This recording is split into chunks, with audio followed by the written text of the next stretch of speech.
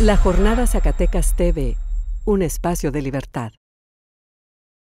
Buenas tardes a todas y a todos quienes nos han acompañado esta tarde aquí en la cofradía para participar en un emotivo y muy humilde homenaje a todos quienes participaron en la transformación de Instituto de Ciencias Autónomo de Zacatecas en Universidad Autónoma. Hace 50 años que ese episodio ocurrió y esta tarde vamos a tener aquí tres comentaristas que no solo vivieron esa época, sino que también han estudiado a fondo la historia de la institución. Vamos a escucharlos, van a tener una intervención cada uno y luego pasaremos a que ustedes hagan comentarios y preguntas y al final ellos responderán las mismas. También saludamos a todos quienes nos ven a través del internet y quienes nos verán en las redes. Así que para empezar vamos a darle la palabra al doctor en historia, ingeniero de profesión, al ingeniero José Manuel Martín Ornelas, quien recientemente publicó uno de los libros más completos de la historia de lo que es hoy la universidad, una institución ya muy añeja, y para no perder más tiempo le paso el micrófono a Martín Ornelas. Gracias. Bueno, buenas tardes a todos y agradezco la invitación al ingeniero Raimundo. Yo voy a dar una especie de semblanza desde que se fundó la Casa de Estudios de Jerez y después quisiera entretener un poquito más en lo que ya fue la ley orgánica, las diferencias que hay entre la ley orgánica del instituto, porque hubo dos leyes orgánicas cuando se hizo la autonomía del instituto, la primera del 10 de octubre y la segunda del 10 de febrero del 60 y la primera del 10 de octubre del 59. Yo ya comparándola con la ley orgánica de la universidad, ya del 68, entonces, yo lo que señalo es de que yo le veo cierta seguimiento, o sea, cierta razón entre el Colegio de San Luis Gonzaga, algunos a lo mejor no lo ven así, y la Casa de Estudios de Jerez. O sea, el Colegio de San Luis Gonzaga, que fue la primera institución de educación superior aquí en Zacatecas, se funda el 23 de septiembre de 1753, después es clausurada cuando la expulsan de los jesuitas y se abre hasta 1785. En 1831, el 8 de agosto del 31, el Congreso cierra la Casa de Estudios de Jerez porque no contaba con los suficientes, con el Colegio de San Luis Gonzaga, porque no contaba con los suficientes alumnos.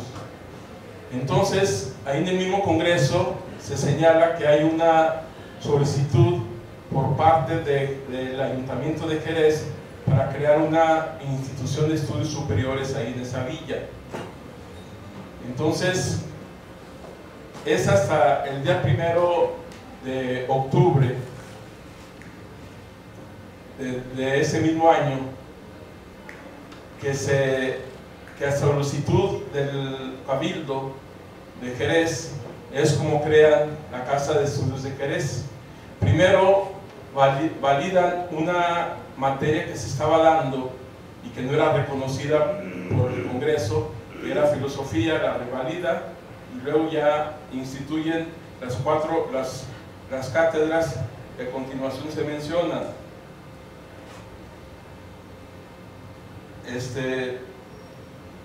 Y la apertura, o sea que antes de que se haga la apertura se hace el día 5 de de ese mismo año del 59, del 32, un año después de que se decide la impartición de las materias, las cátedras son gramática latina, filosofía del derecho civil, con preferencia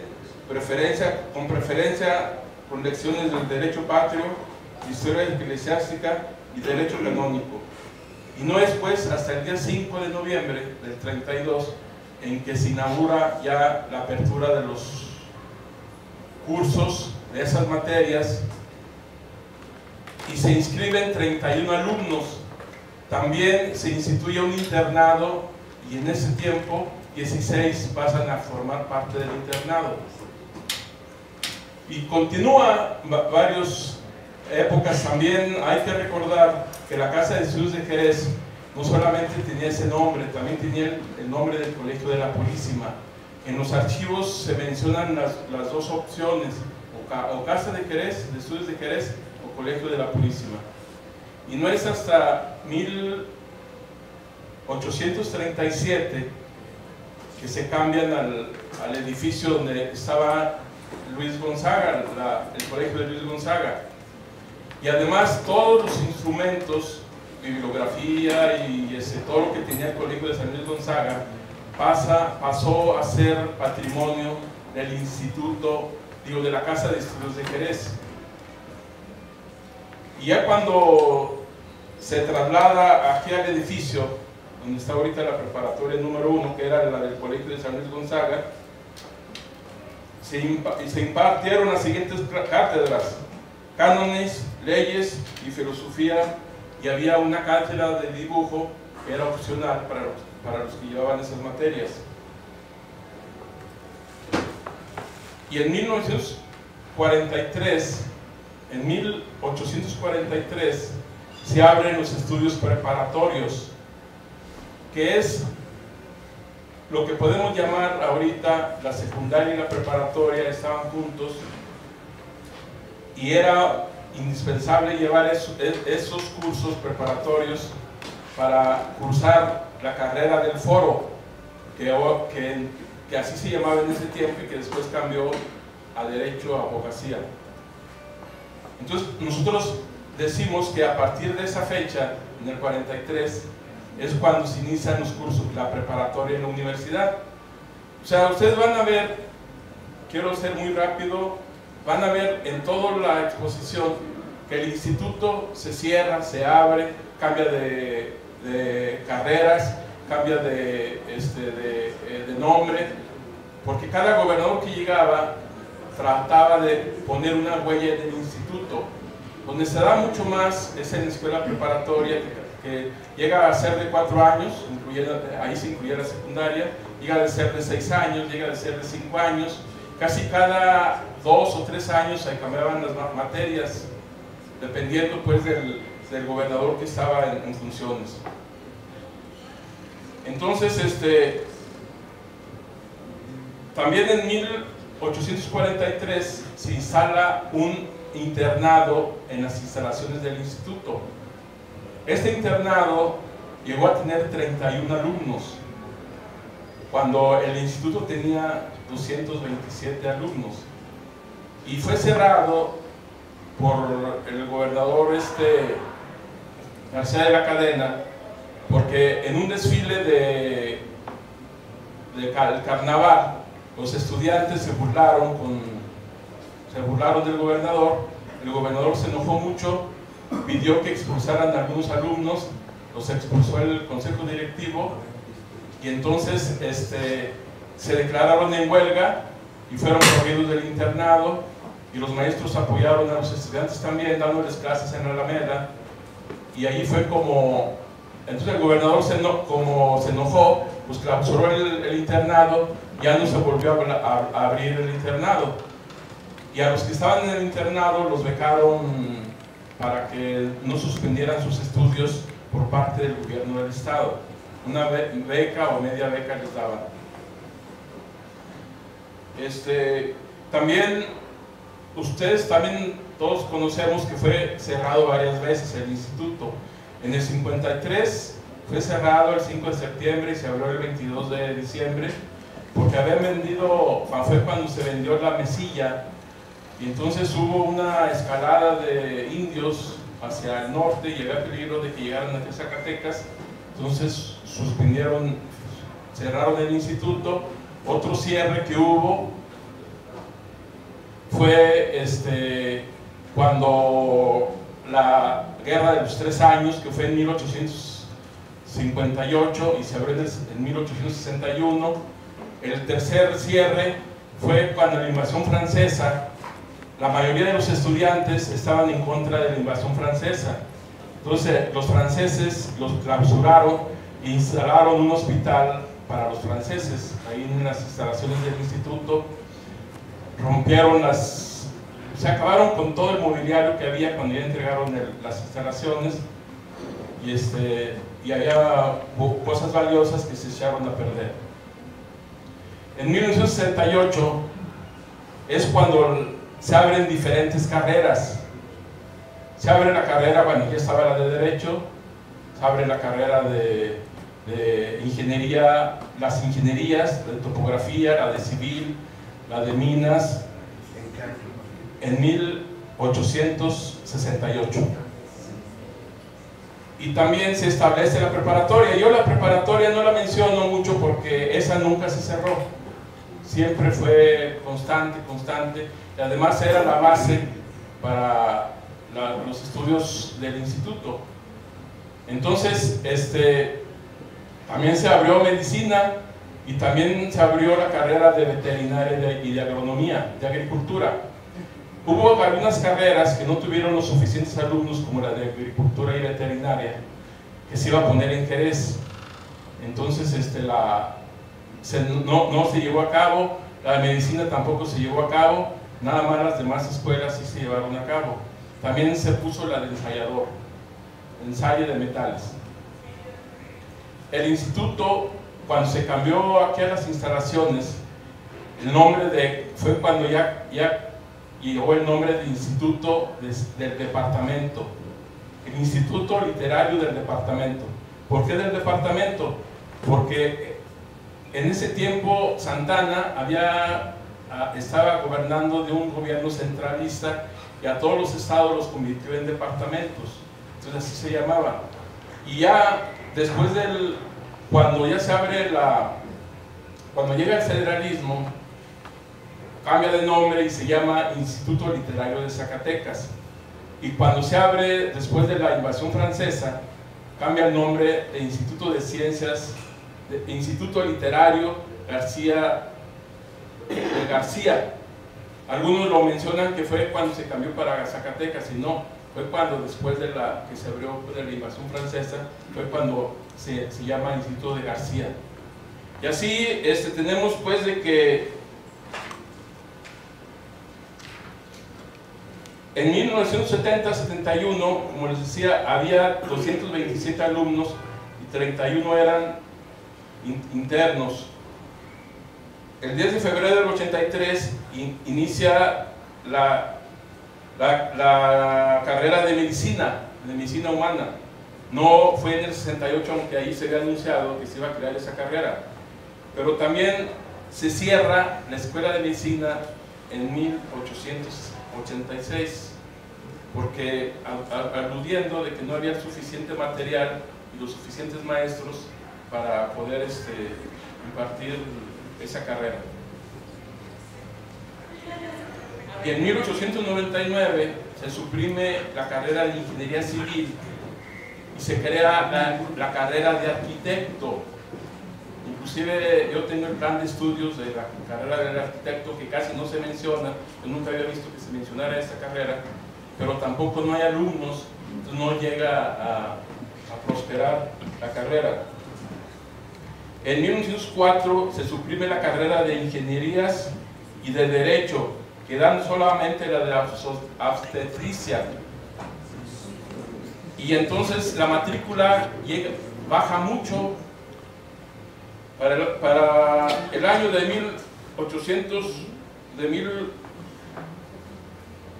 1904 hay 180 alumnos, para 1905 hay 85, para 1907 hay 69 y para 1908 hay 67. Y en 1916 se suprime, bueno, ya habíamos dicho que se suprime la carrera de abogacía, y entonces queda solamente con la preparatoria. Y también ya para entonces está la escuela normal, que tampoco eso se menciona mucho. O sea, la escuela normal de varones pasa a formar parte del instituto. Y entonces, como la única carrera que había profesional era la de Derecho, se suprime y se cambia de nombre y se llama Escuela Normal Preparatoria de Anexas. Anexas porque existía telegrafía y existía comercio, que no eran carreras profesionales. Y entonces, pues así se fue dando hasta 1923, que en 1920 también no está muy extendido eso. El gobernador doctor Donato Moreno declara la autonomía al instituto, porque dice que el Estado no tiene los suficientes recursos y que se va a dedicar a la escuela básica. Entonces, que además la educación privada es lo mejor que la pública. Entonces le quita la autonomía, le da la autonomía, perdón, y en 1923 se la vuelve a quitar, que porque se politizó y que los maestros que fueron contratados no eran los idóneos. Entonces, hay un dato importante que yo pienso que fue aquí en Zacatecas la única institución que después se luchó mucho en los 70s por parte de las otras universidades, que llegó a haber hasta muertos por la paridad en los consejos. En 1945 el consejo se integró por 5 elementos: 2 estudiantes, 2 maestros y el director. Los estudiantes eran electos por los representantes estudiantes eran electos en una asamblea de estudiantes, y los maestros igual. Entonces ahí se da la paridad, y esa nunca se quitó ni siquiera hasta la fecha, pues. Y eso fue una lucha que dieron muchas universidades, entre ellos la de Sinaloa, la de Guerrero, la de Oaxaca, la de Michoacán, la de Chihuahua, la de Monterrey, la de Nuevo León, la de Chihuahua, ¿verdad? Y en 1951 se instala la escuela de enfermería, pero a la escuela de enfermería, pasando de la primaria, iniciaban la escuela de enfermería, y hubo una observación por profesiones, por la institución donde acreditan las profesiones, donde decían que tenían que cursar los estudios preparatorios, la secundaria, para poder poderles dar el título de enfermería técnico. Entonces, en 1957, ya muy cerca de la autonomía, cuando se da la autonomía, la población era 18 en ingeniería, 32 en derecho, 12 en enfermería, en la secundaria diurna 29, en la nocturna 9, y en el bachillerato 86. Y la población era atendida por 2 maestros de tiempo completo y 65 horas clase. Bueno, entonces se da en 1959, ya llegamos muy cerca de lo de la autonomía. Ahí se da un movimiento pequeño donde pide la destitución un grupo de estudiantes del director Genaro Borrego, del director del instituto. Entonces se divide una parte de estudiantes, dice, los maestros no aceptan la renuncia porque él renuncia, el gobernador no acepta la renuncia, el movimiento se alarga unos días y los estudiantes de ingeniería se declaran en huelga hasta que salga el director. Entonces el gobernador Panchito García acepta la renuncia y nombra a Abraham Torres como director del consejo directivo. Y en 1900, bueno, en esas fechas después es cuando todos sabemos que el 10 de octubre sale la ley orgánica donde se declara la autonomía, pero ahí hay una cosa donde no es, yo considero que no fue una autonomía plena, porque el rector lo sigue, el director lo nombra el Consejo Universitario, pero a través de una terna que el gobernador presentará. Entonces, de hecho, no es autónomo en cuanto a la elección de sus directores. Y ahí es cuando entra aquí el maestro Uriel con un grupo. El 23 de enero toman el edificio del instituto pidiendo que sea el Consejo Universitario el que nombre al rector, al director, y no a través de una terna que presenta el gobernador. Entonces el movimiento dura como 15 días, no se suspenden las clases porque hay inscripciones, se están inscribiendo los alumnos. Los que toman ese edificio pues convencen a muchos alumnos de que los apoyen, y entonces el gobernador saca otra ley orgánica donde declara pues que el Consejo Universitario nombre al rector, al director, el consejo directivo nombre al director. Pero en esa ley orgánica hay un transitorio que dice que el primer director que sea nombrado será a través de una terna que diga el gobernador, pero que esa terna puede ser vetada las veces que sea necesario, y que él él presentará las veces que sea necesario la terna hasta que se nombre director del instituto. Pero como el director Abraham Torres continúa, también la ley orgánica de esa facultad de que continúe como director, pues ya no se elige director y también ahí ya se cambia, se nombran las academias y la junta de maestros. Las academias está formado por 3 elementos de maestros y un alumno de cada escuela. Y la junta de maestros es la reunión de todas las academias, y son los que van a proponer la terna al Consejo Universitario para la elección del rector, del director, al Consejo Directivo del director. Y así es como nombran en el 64 a Abraham Torres, que presenta una terna, la junta de profesores, que está compuesta por todas las academias. Y también en la ley orgánica, en la primera ley orgánica, el director, el gobernador, en la ley orgánica señala que hay alguna gente que quiere que sea universidad del instituto, pero que la añoranza, dice,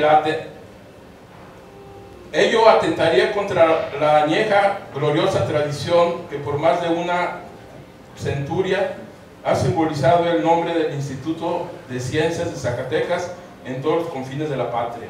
Entonces, por eso dicen que no se justifica que sea universidad. Y en la segunda ley orgánica del 60, del 10 de febrero del 60, señala que no existen las escuelas necesarias y facultades para hacer la universidad.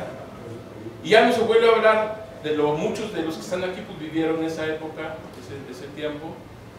Ya es en el 65, yo entrevisté al licenciado Almanzar,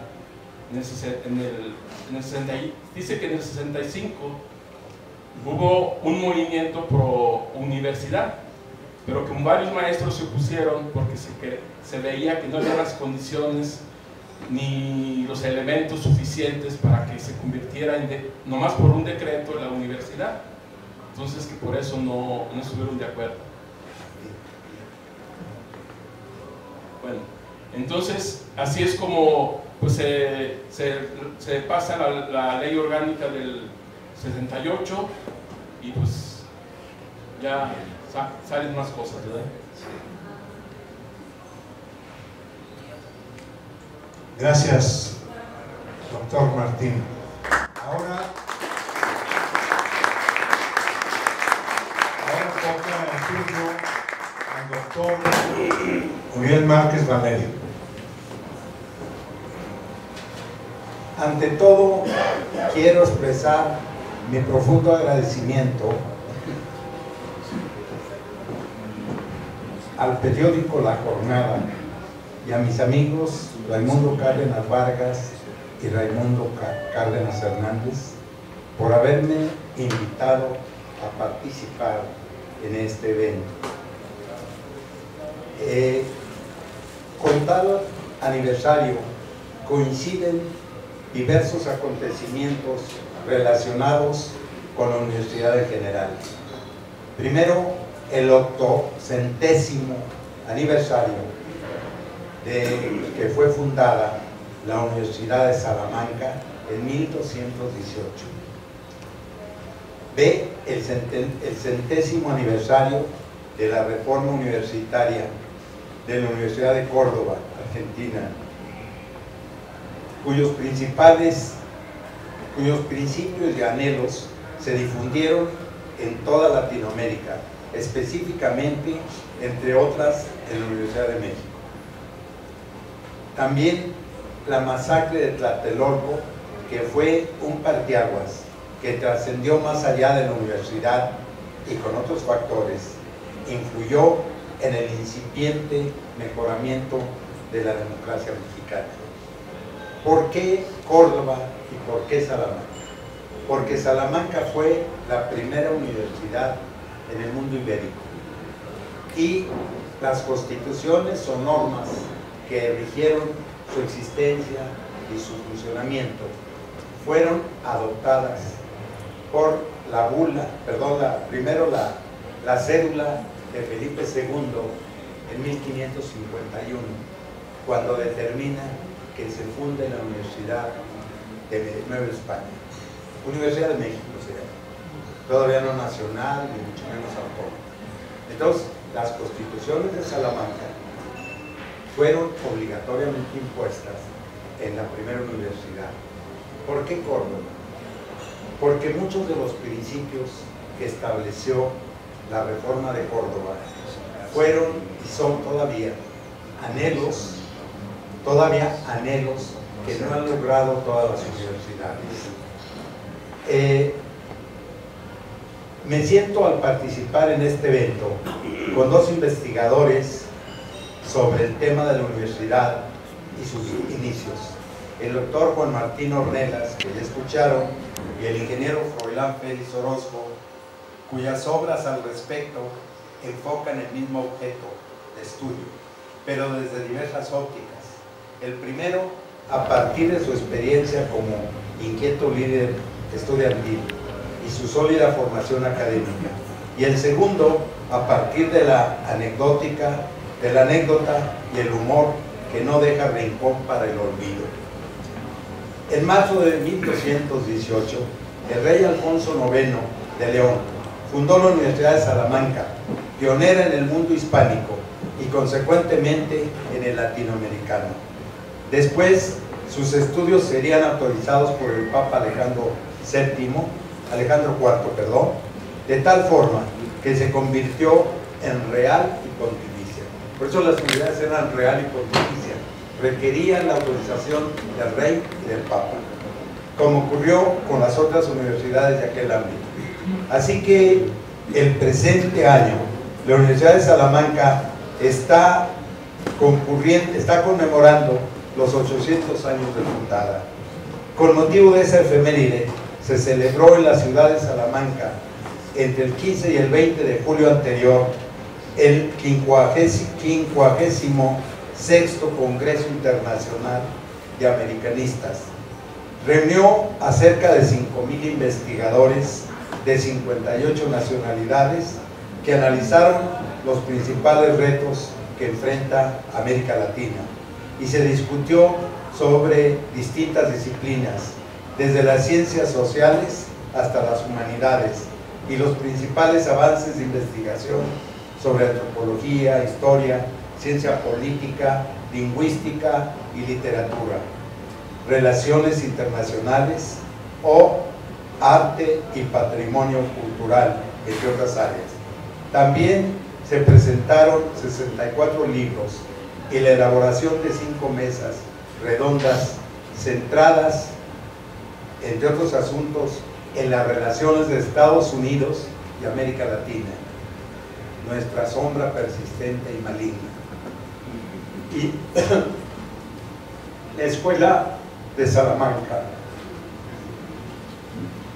esta fue fundada por el estudiante y posterior profesor salmantino Francisco de Vitoria. De ella formaron parte Domingo de Soto, Melchor Cano y Francisco Suárez, entre otros. El pensamiento jurídico del primero constituyó el cimiento del derecho internacional público, como ha sido generalmente reconocido, entre otros, por James Brown Scott, canadiense de origen, pero nacionalizado estadounidense, artífice de una visión del derecho internacional norteamericano y su diseminación en América Latina, como recurso hegemónico del saber poder, del imperio informal estadounidense, denunciado como tal por el profesor de la Universidad Nacional de San Martín, Juan Pablo Escarpa. Sería prolijo mencionar la serie de ilustres personajes egresados de Salamanca. Baste mencionar a escritores y poetas como Elio Antonio de Nebrija, autor de la primera gramática española en 1492, a Fernando de Rojas, autor de la comedia de Calixto y Melibea, mejor conocida como La Celestina, 1500, a Lucía o Luisa de Medrano, que al sustituir a Nebrija, su profesor, se convirtió en la primera profesora universitaria. Al gran poeta, sospechoso ante la Inquisición de heterodoxia, Fray Luis de León, al mítico Juan de Yepes Álvarez, alias San Juan de la Cruz, aunque no estudió en ella, Miguel de Cervantes Saavedra, en varias de sus novelas ejemplares, como El licenciado Vidriera, La cueva de Salamanca y En la tía fingida, alude a la importancia de dicha universidad en la última de las mencionadas novelas. La tía dice: advierte, hija mía, que estás en Salamanca, que es llamada en todo el mundo madre de las ciencias, archivo de las habilidades, tesorera de los buenos ingenios, y que de ordinario cursan en ella y habitan 10 o 12,000 estudiantes, gente moza, antojadiza, arrojada, libre, liberal, aficionada, gastadora, discreta, diabólica y de buen humor. No podría dejar de mencionar al quijotesco y quizá contradictorio rector en 3 ocasiones de la Universidad Salmantina. Me refiero a don Miguel de Unamuno, aquí memorable, al margen de sus méritos literarios y filosóficos, por la viril defensa que hizo de la autonomía de su universidad y de la voluntad democrática del pueblo español ante la actitud autoritaria y soberbia del franquismo usurpador, personificado en el espadón general Millán Astray, a quien el 12 de octubre de 1936, en el Paraninfo de la Universidad de Salamanca, como respuesta a la actitud salvaje y primitiva con que éste amenazó a la disidencia republicana, con las palabras de que muera la inteligencia y viva la muerte. Unamuno contestó, pero no venceréis, pero no convenceréis. Venceréis porque tenéis sobrada fuerza bruta, pero no convenceréis porque convencer significa persuadir. Y para persuadir necesitáis algo que os falta en esta lucha: razón y derecho. Me parece inútil pediros que penséis en España. La respuesta provocó su arresto domiciliario en el que murió a los 2 meses del incidente, el 31 de diciembre del 36. Hice hincapié en la Universidad de Salamanca, porque no debemos olvidar o ignorar que las constituciones de esta sirvieron de modelo obligatorio, al menos de lo que fue la primera, o una de las 3 primeras universidades del Nuevo Mundo, la de México. Hay la disputa, la polémica, en cuál fue primero, si la Universidad de San Marcos de Lima, o la de Santo Domingo, o la de México. Yo en lo personal pienso que las 2 primeras, por las fechas cuando menos. Se considera el 21 de junio de 1918 como el inicio de lo que se conoce como Reforma Universitaria de la Universidad de Córdoba. Fue trascendente porque influyó en todas las similares reformas universitarias de Latinoamérica. En tal fecha, la Federación de Estudiantes de la Universidad de Córdoba, Argentina, emitió una proclama incendiaria, cuya redacción se atribuyó a Diodoro Roca, el principal de los líderes. La declaración mencionada fue encabezada con el título de Manifiesto Liminar de la Reforma Universitaria respectiva. Es pertinente recordar la circunstancia mundial por aquel tiempo existente, la inmediata revolución de octubre de Rusia, la próxima a terminar Gran Guerra o Primera Guerra Mundial, la crisis económica que entonces ya se vislumbraba con la previsible terminación de la guerra, que dejó de beneficiar a los países proveedores de materias primas y alimentos. La guerra termina 4 meses después del inicio de la reforma universitaria.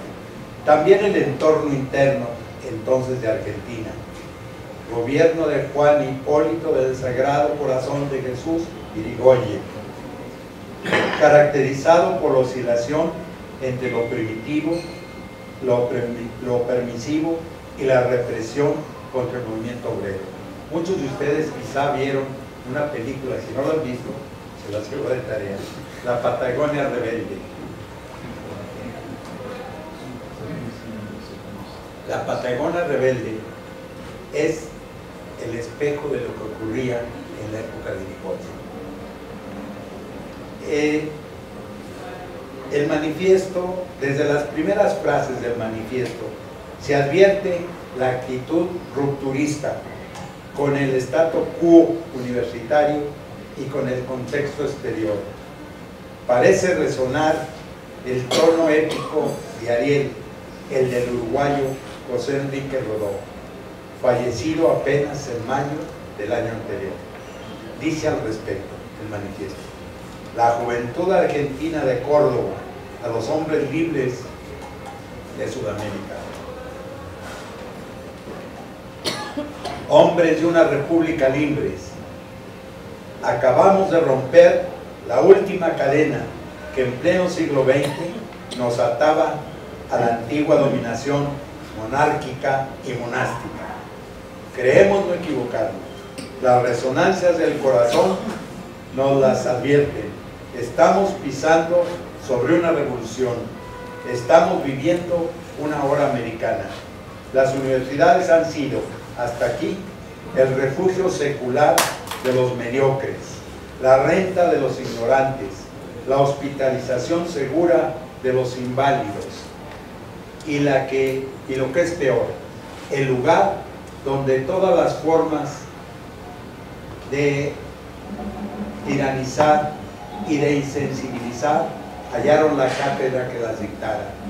Las universidades han llegado a ser el fiel reflejo de estas sociedades decadentes que se empeñan en ofrecer el triste espectáculo de inmovilidad senil. Por eso es que las ciencias frente a estas casas mudas y cerradas, pasa silenciosas o entran mutiladas y grotescas al servicio burocrático. Cuando en un rapto fugaz abre sus puertas a los altos espíritus, es para arrepentirse luego y hacerles imposibles la vida en su recinto.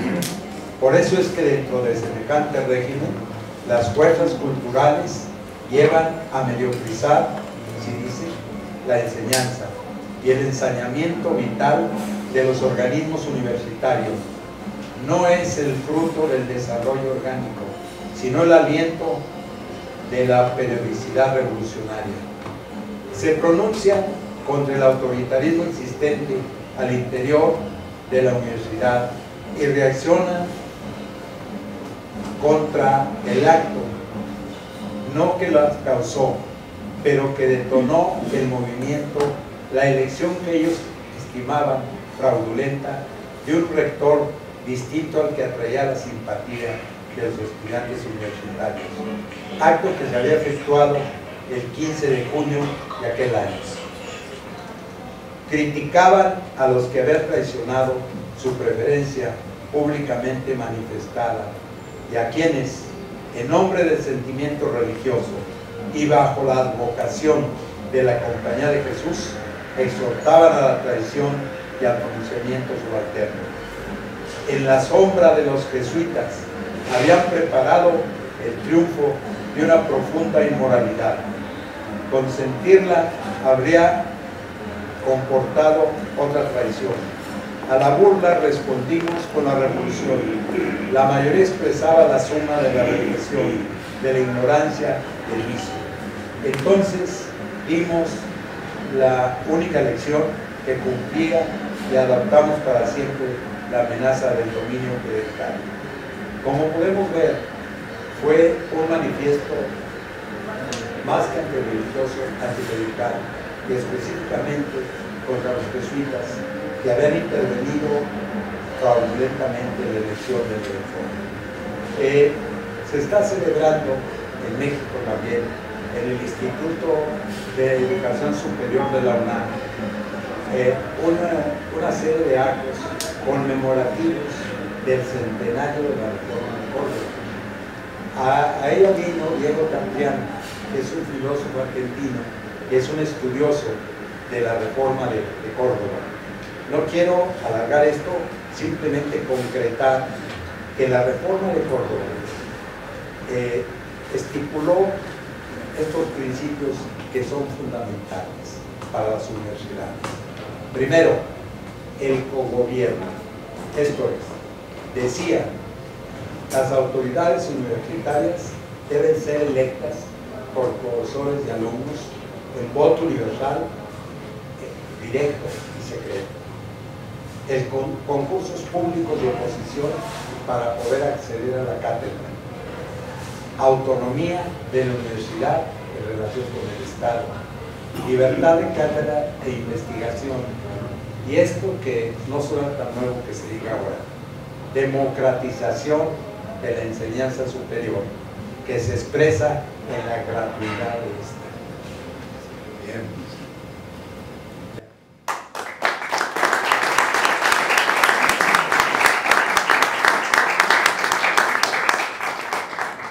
Bien, pues esos ecos se escucharon acá en Zacatecas en las décadas de la segunda mitad del siglo pasado y sin duda siguen escuchándose.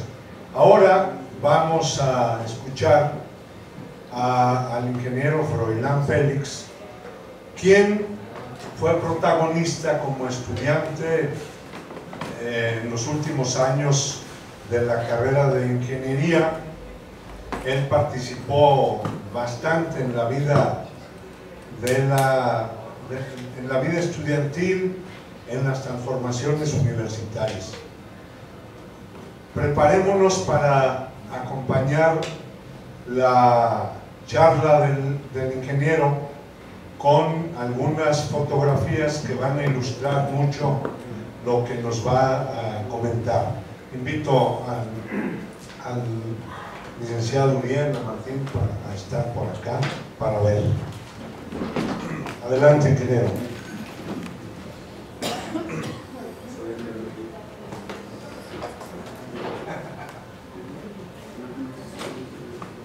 Muchas gracias. Antes que nada, quiero dar las gracias. Gracias al compañero Raimundo Cárdenas, que desde la secundaria nos conocemos, lamentablemente, y quedan por aquí, gracias a Dios. Y gracias a Dios porque ya muchos compañeros ya se fueron, se adelantaron. Y sobre todo pues, a la jornada, dando esta oportunidad de exponer estos datos. Pues, con el licenciado Uriel Márquez, pues nos reúne una amistad pues, que desde el año 59, cuando empezó con la huelga de la autonomía. Yo tenía 17 años, él ya estaba más grandecito. Era de los 4 líderes que había en aquel entonces, Enrique Reynoso, Santorio, de Pablo Muñoz y su amigo aquí. Entonces esto está fuera de mi... Pero no quiero yo pasar por este hecho, ¿no? También después fue mi maestro en la escuela nocturna, era profesor, no era licenciado, mucho menos doctor. Y pues, también un recuerdo de todas aquellas épocas. Yo quiero pasarles unos videos.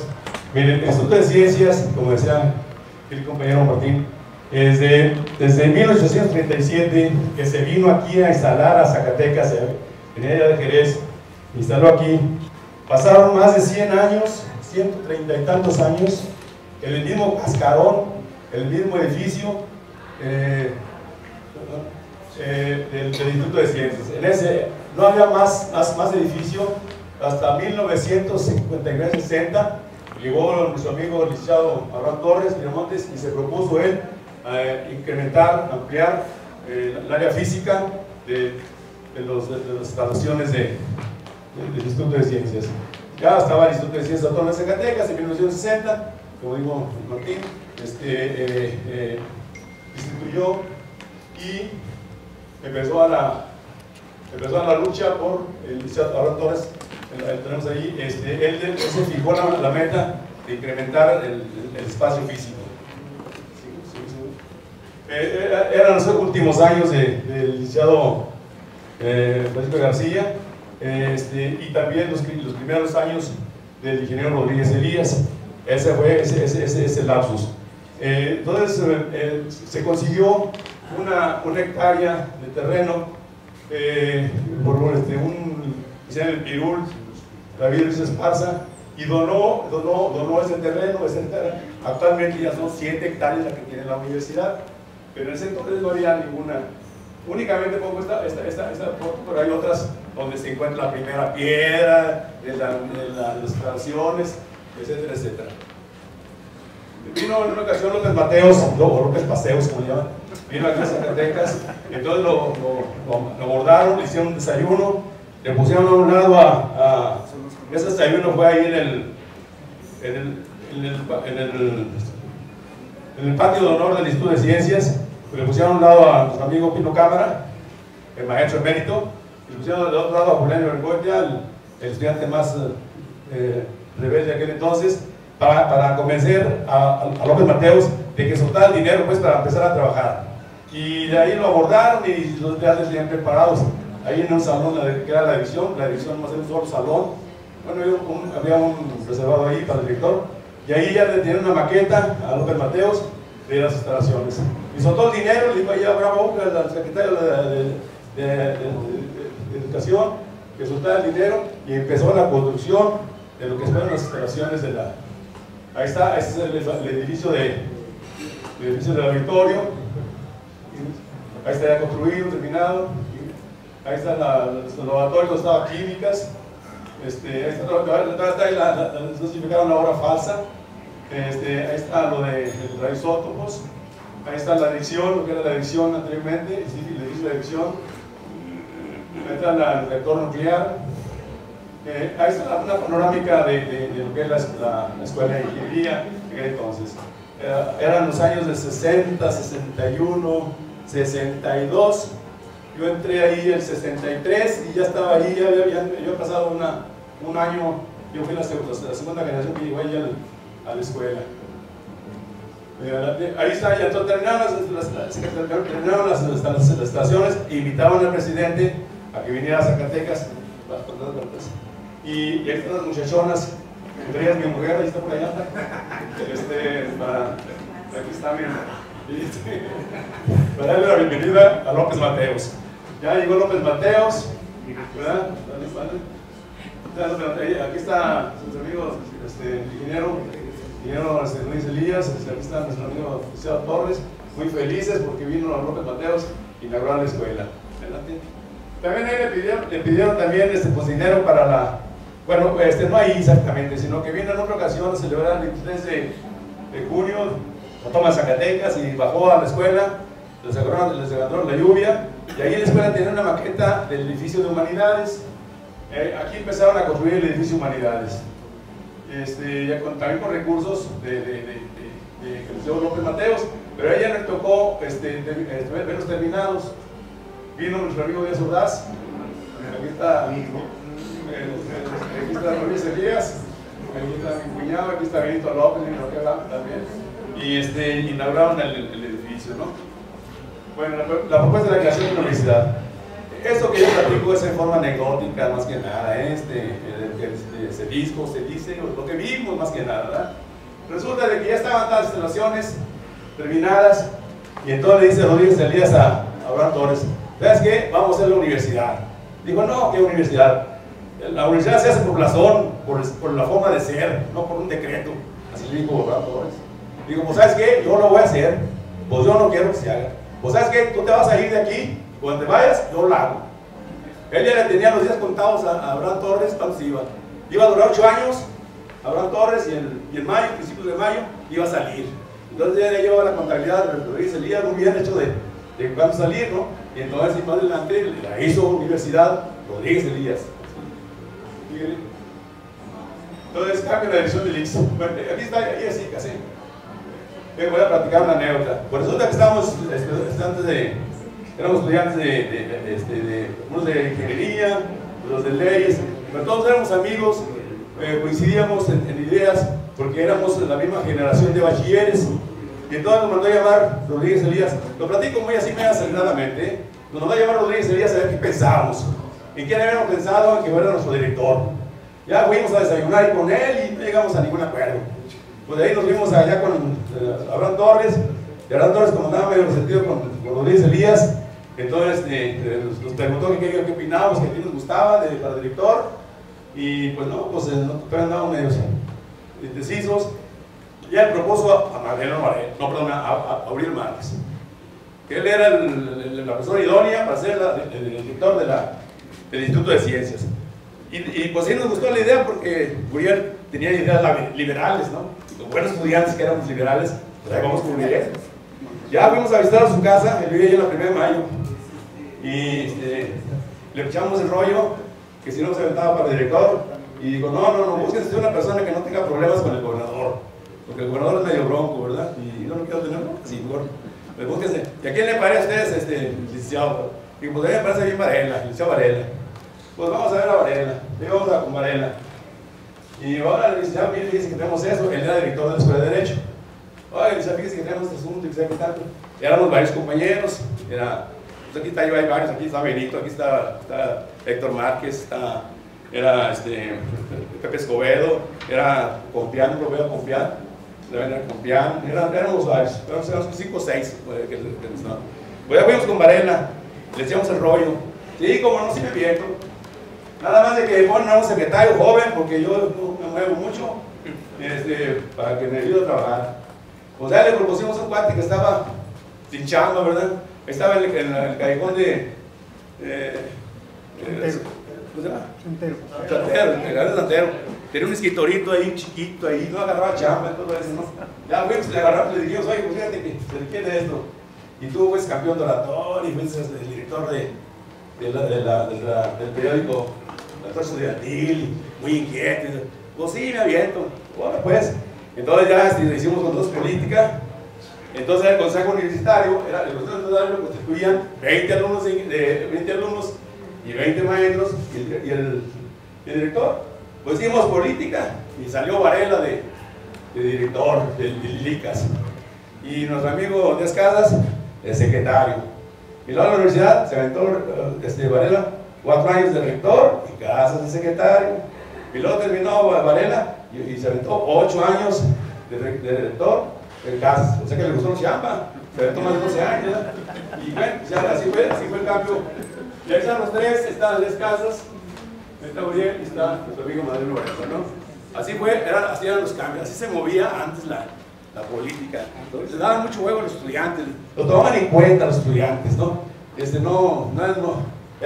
Eran los que decían, eran los de combate, ¿no? Vamos a ver. Bueno, ya después que, pues, ya llegó el año del 68, y pues vamos a salir a ser pasantes de ingeniería, ¿no?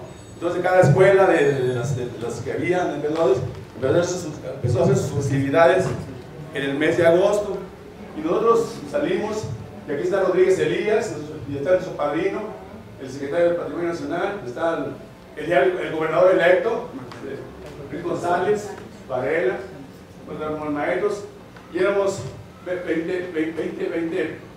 20 pasantes de ingeniería, era de ingeniería civil, ingeniero topógrafo, ingeniero minero, ingeniero eléctrico. Éramos 20, ahorita dicen que son más de 1000, bueno, nosotros somos 20. Ya nos dieron la carta de pasantes en agosto y nos vimos a nuestra casa. Pues resulta que el señor Torres, el ingeniero Rodríguez Elías, traía la idea y le digo allá a los de la legislatura.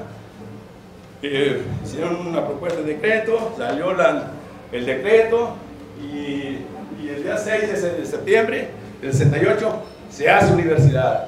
Lo cuento muy rápido, pero en un librito que tengo por ahí es más detallado, y llegamos esa es la universidad.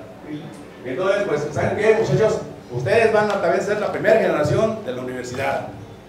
Vénganse otra vez para que otra vez se gradúen, y vamos a dar la bola. Todas las escuelas, menos medicina, eran el último año para medicina, era economía, eran leyes, era contabilidad, todas las ingenierías, enfermería, odontología. Éramos en todos los pases, éramos 61. Entonces, en ese acto también toma posesión Varela, el licenciado Varela. Aquí está el licenciado Raquel, este señor, un funcionario de educación, y Rodríguez Elías, y estos eran invitados de honor, y aquí están los del Consejo Universitario. Adelante. Aquí estamos todos los pasantes, y como siempre con nosotros Vidalito, Salvador Vidal. Acá está el ingeniero Alfredo Ramírez, aquí estoy yo, aquí están todos los compañeros. Él fue la primera generación de la universidad. ¿Sí? Entonces, pues era obvio que hiciéramos un reconocimiento, queríamos hacer un reconocimiento a los forjadores de la universidad. Ya salimos nosotros, pasaron los años, y pues teníamos una deuda, y nos juntamos, nos reunimos. Primeramente el ingeniero Rodríguez Elías le dio su medalla, su diploma, le hicieron hijo predilecto de la universidad. Adelante. Le dio un reconocimiento al licenciado Abraham Torres, Miramontes, los mismos compañeros, los mismos bachilleres de combate de aquellos entonces. Y ahí estamos los compañeros, ¿quieres? Parillas, aquí estoy yo, está Pedrito de León, está Pepe Escobedo, Héctor Márquez, Francisco Castro, aquí está López, Carlos López, Benito López Domínguez, Esteban Zapata, Armando Ambriz, aquí está Luján y el Zorilla. Eran los que nos movíamos en aquel entonces. Después, para el tiempo, ya más viejillos, hicimos otro reconocimiento, ya aquí vieron el Charito, Rubén Rodríguez, Julián, el licenciado el licenciado Ciro Calderas, Carlos Pérez, Rubio, Silva, Sartoyo y Martínez, Mario Marco Falcón. Nosotros ahí estamos todos. Adelante.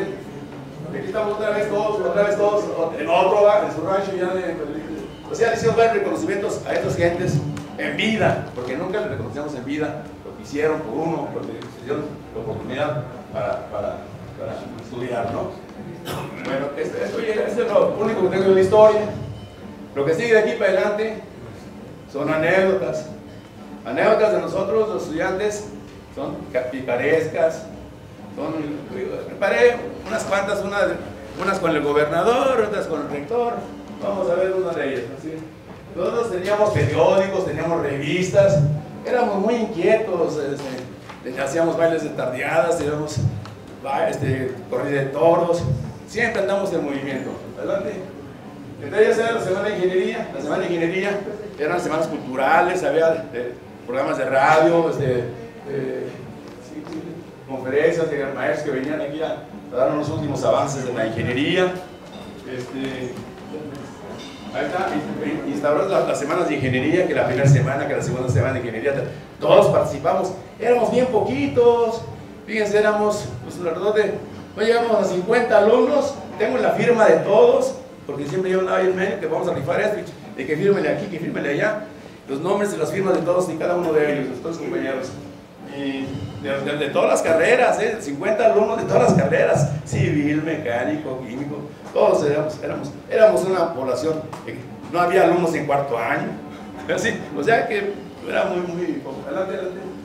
Ahí está la semana de ingeniería, teníamos toda la semana, participábamos de eventos de todo tipo, adelante. Y fue aquí encontrar una anécdota de la corrida estudiantil, adelante. Nosotros les arrebatamos a la Federación de Estudiantes, aquellos, les arrebatamos durante los 5 años, les arrebatamos todos los eventos, los mejores eventos, los quitamos, nosotros los implantamos. Y uno de ellos era la corrida estudiantil. Adelante. Están los programas. Afortunadamente yo conservé durante más de 50 años, conservé todos los programas de toros, todos los programas de los bailes, todos los programas de las tardeadas, todas las revistas, periódicos, todo. Anduve con ellos por más de 25 años recorriendo la República. Me cambié 28 veces de casa, porque donde llegaba, ¿verdad? Chiapas, Oaxaca, Veracruz, toda la República, siempre con mis cosas del Instituto de Ciencias a un lado. Pues ya, pues llegó el famoso, el año 68, el fatídico año 68. En el año 68 se pueden hablar 1000 cosas. Entre ellos esta, que es hicimos unos juegos padroríficos del ICAS, cartel de Lugo. Entonces, eran unos programas cómicos, burlescos.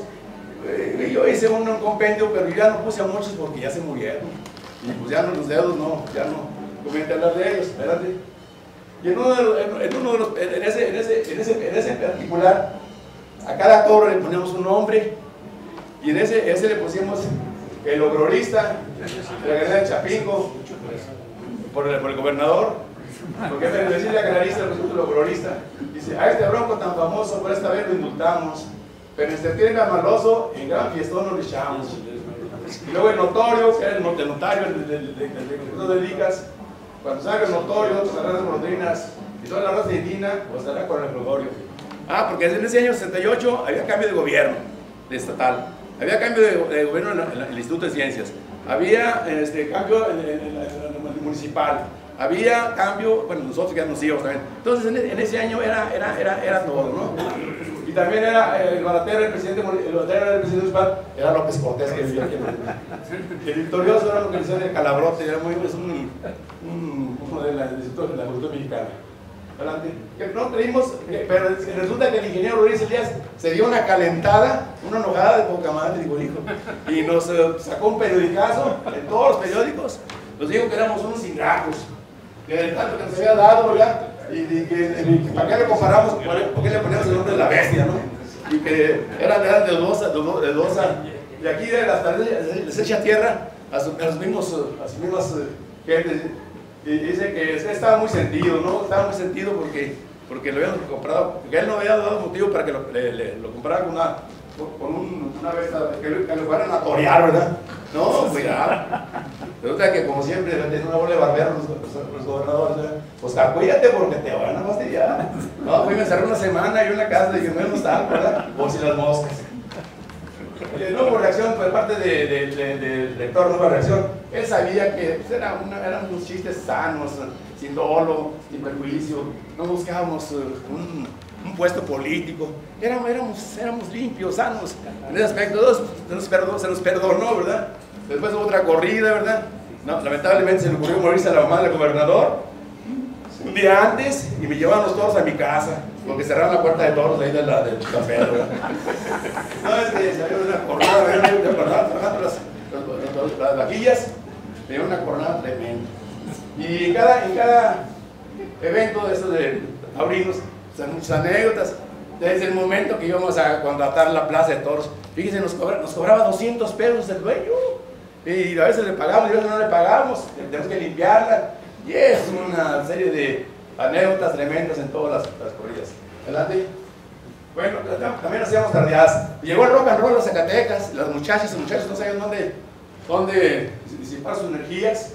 Y pues fuimos ahí con el lisiado y nos prestó el casino estudiantil. Este casino estudiantil. Entonces un amigo de nosotros, compañero Armando Macías, que empezaba a tocar ahí, pues lo metimos ahí a tocar, a él y a otros del Sticks, nos cobraban 150 pesos por la tocada, eran 300 pesos, pero para sacar los 300 pesos teníamos que meter a 100 estudiantes de 3 pesos, y luego no vendíamos alcohol, puro refresco, y bueno, así fueron las tardeadas, y entonces pues participó aquí todos los conjuntos, hasta Roberto Borda también estuvo ahí en la danza, en las tardeadas de fiesta. Adelante. Ahí están los rebeldes del rock de aquel entonces, ¿no? El furor, era cuando empezaban. Ahí estaban los maridos, ahí estoy yo, miren, está el Luis, adelante, éramos músicos. Ahí está Armando Macías, ¿verdad? En aquel entonces. Ahí está su hermano, Abel. Adelante. Ahí están los dos conjuntos, aquí está ya la tardeada de Roberto Borda, ese ya nos cobraba 1000 pesos por toda la noche. Pero dice, cobrábamos 5 pesos de entrada y luego decíamos que reservamos. Adelante. Ahí están los otros morones. Resulta de que se hacen las tardeadas y un lunes, después del día de la tardeada, me fueron a avisar a la casa que tenían retenida una corneta, una sonido. Era una cornetota, porque eran los baffles de aquel entonces, no era el Bose, como era, no. Y pues ¿por qué? Porque dicen que rompiste un vidrio, le rompieron un vidrio. No, pues ¿quién lo rompió? No, pues ahí lo tiene Lázaro Rivera detenido. Que era el secretario, Lázaro. Pues ahí vamos con Lázaro. Pero al entrar al instituto me dijo uno de los mozos, porque le llevaba muy bien con todos ellos, porque estábamos en su feria, pues. No, mira, el que rompió el vidrio fue uno que dice el revolucionario, porque no le dieron propina y rompió el cristal de la ventana. Entonces ya entré yo con Lázaro Rivera a decirle que nosotros no habíamos ido, y entonces estábamos al wiri cuando llega Abraham Torres, bravo, colorado, jadeando.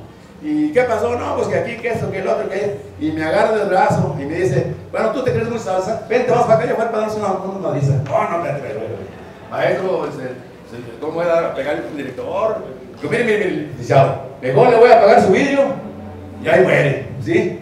Ya, pasan 30 años después, exactamente 30 años después, y estábamos en una comida, lo organicé, bueno, yo organicé la comida y la bolsa de caminos, y ahí estábamos en la mesa de honor, y luego me dicen, ¿por qué no te aventaste los trancazos? Y dije, no, que él era verdulero ahí del mercado de Ortega. Y además ya había antecedentes, y el señor director una vez se metió ahí a la dirección, y con Arias, el uno de la veterinaria, y ahí un madrazo, ahí adentro.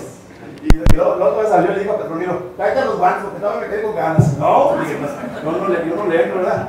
Ese era el director, era un parte de calzones, pero bien buenos. Adelante.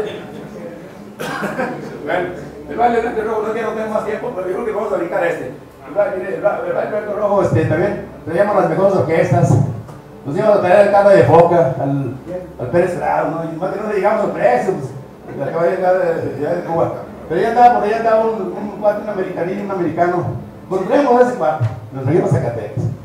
resulta que ese día, que ya era el día del baile, llovió, pero llovió a mares. Y pues no, pues ahí vamos todos los compañeros a decirle al gringo, al director de la orquesta, a Chuck Anderson, que mejor se quedara con anticipo, al 50%, y que pues ahí moría. Dijo, no, chiquitito, si venimos a trabajar, yo voy y toco una canción y vamos a tener que pagar todo. Pues ya en el hotel Reina Cristina, ahí era el grupo Saber. Y todos los rabios los que en el hotel nos comunica con Rodríguez Elías. Oye, pues que fíjese que el ingeniero pasa esto y esto y esto. Dice, no, manito, mira, Zacatecas están jodidos para andar haciendo bailongos. Rásgate con tus uñas. Híjole, la verdad. Y ahí nos salimos todos ungidos. Y ahí estamos en la puerta de Reina Cristina. Y pasa el mundo llamas, el de la XXZ. Pues, ¿qué tienes? Ah, porque me conocía porque mi papá tenía una tienda a un lado. Tiene una tienda a un lado. ¿Qué tiene? No, pues es que fíjense que pasa esto y eso. No, el baile se hace. Pero mire cómo está lloviendo. El patio del instituto está todo atascado, lleno, se cayó todos los adornos. No. Vas a hacer el baile. Mira, yo en la radio voy a decir que va a estar el baile muy bueno, voy a poner los discos de Chuck Anderson y que le voy a decir en la radio que aquí hay lonas y que sé que tantas cosas. Y dice, pues si no tenemos ni lonas, no tenemos, ya no en el tiempo nos da para ponerlas. No, tú haces el baile. Nomás que, ¿y cómo le voy a hacer? Pon una manta en la entrada y yo por la radio digo que está muy bonito el baile con los discos y que padre que lleguen las parejas y las meten de balazo y se les dan un chupe por allá adentro y ya cuando fueron ya están medio cariosos, ya se olvidan y otra y pagamos el baile y pagamos de todo eso, ¿no? Es uno de los anécdotas de los bailes de aquel entonces, blanco y rojo y adelante. Ahí está el baile, ¿no? Ganan las invitaciones, dan las Chuck Anderson adelante. Bueno, aquí ya me eché la del gobernador, ya me eché la del rector, ahora voy con un maestro, ¿no? Bueno, maestro Campos, todos sabemos quién es el maestro Campos, es el maestro de química, ¿no? Entonces ahí nosotros tenemos un salón ahí de química ya pegados allá a la cancha, oscuro, truculento, lleno de matraces y bueno, pues entonces estábamos ahí, ¿verdad? Con el maestro de química, cuando se empiezan a oír muchos ruidos ahí en el patio. Pues, ¿qué traen? No, pues que se andaban trasquilando a los novicios, a los perfumados del Majil, ¿verdad? O a los rancheros de Fresnillo, ¿verdad? Que llegaron ahí, ¿verdad? Nos agarramos parejos a todos, ¿no?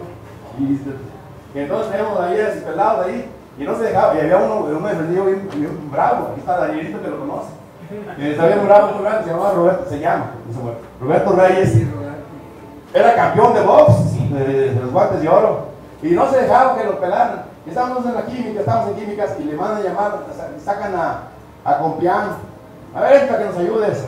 Y ya sale Compián a darse de moquetes con Roberto, y tras, y el Roberto le pone una roquiza en los ojos, ya no veía el muerto, y el Compián lo agarra del cuello, ¿verdad? Y lo aprieta.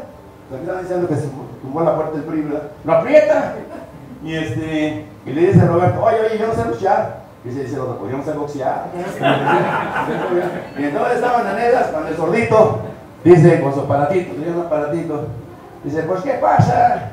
Y va ahí uno de ahí del salón, dice, maestro, es una riña. Ah, bueno. Y siguió el defecto. Y otra vez el sordito le pregunta, pues ¿qué pasa? Dice, maestro, es una disputa. Bueno, ¿es niña o es puta?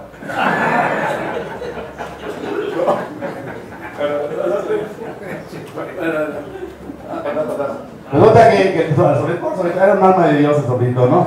Dice, a ver, señor García, usted siempre se pone ahí atrás y nunca da la clase, véngase para acá. A ver, hábleme del problema de cacho. No, García. No digo su apellido, ¿no? Así entonces, no, ¿qué pasa aquí? Dígame usted, ¿qué es el problema de caso? Dice el sordito. Dice, nunca se fue a ese pelado jamás.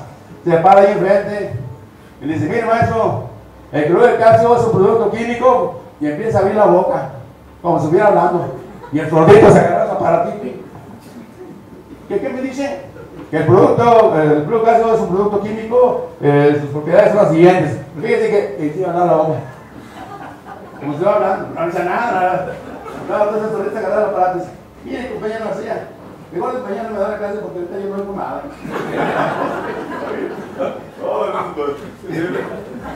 Tengo el espinito. Ahí está el espinito, ¿no? Resulta que el espinito nos da geografía humana. Ahí, es una película grandísima, ¿no? Yo la recuerdo demasiado para no hacerme aburrida. Resulta que agarrábamos, a ver, tú ven para acá, siéntate aquí. Ahí teníamos aquí como aquí, y lo sentaba allá, y empezaron a hacer ruido allá atrás, y le daba de patadas aquí al que estaba sentado ahí, ¿no? Y entonces dice, a ver, señor Fulano, estábamos viendo el sistema planetario, ¿no? Y dice, a ver, sistema Fulano, el señor Vargas, no, Vargas no, era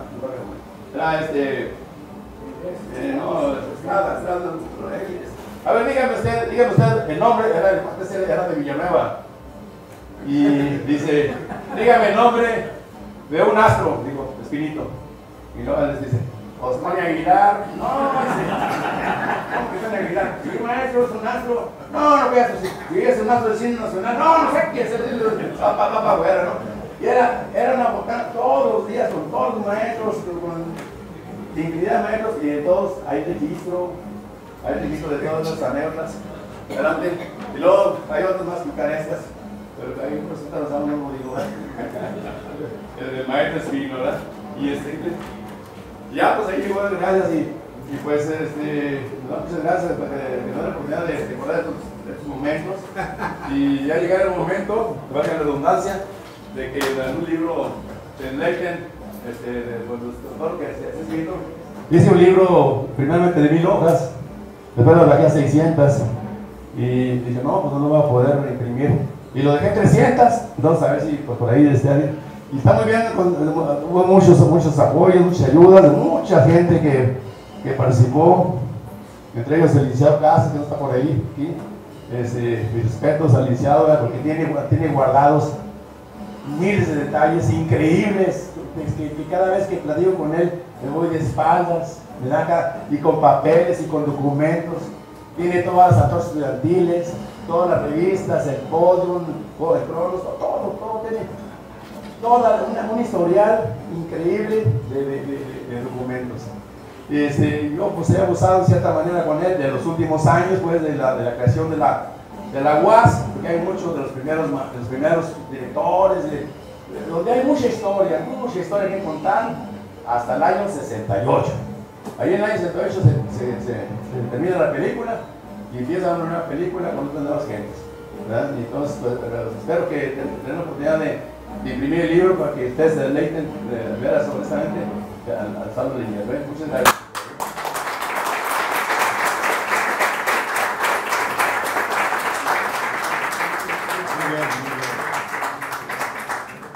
Yo solo quiero señalar que el 68, el 6 de septiembre se hizo la aprobación del decreto que cambió el nombre a la institución, pero 3 semanas después ocurrió la noche de Tlatelolco. Ya para estas fechas estaba el movimiento en 68.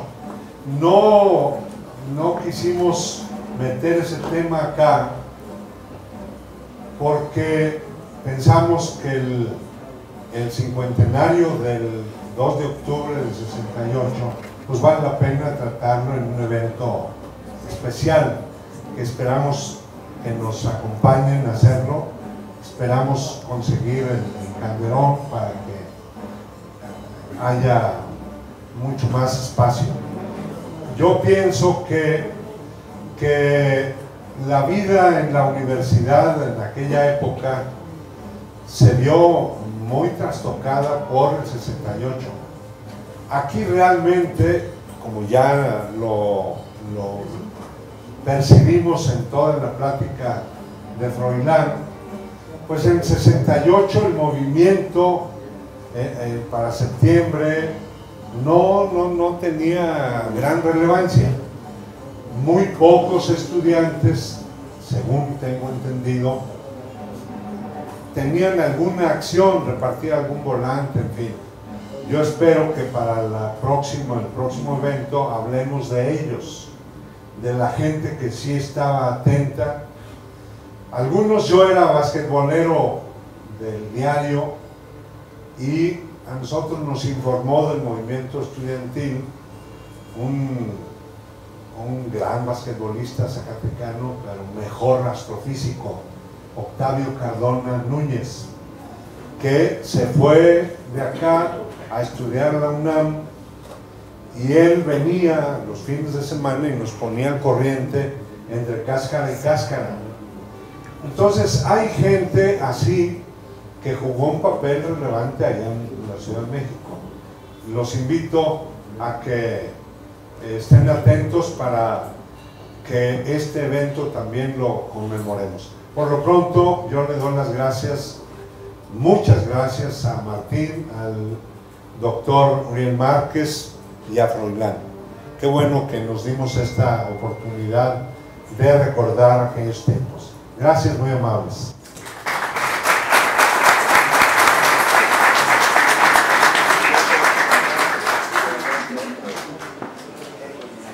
¿No vieron la escenografía que nos puso?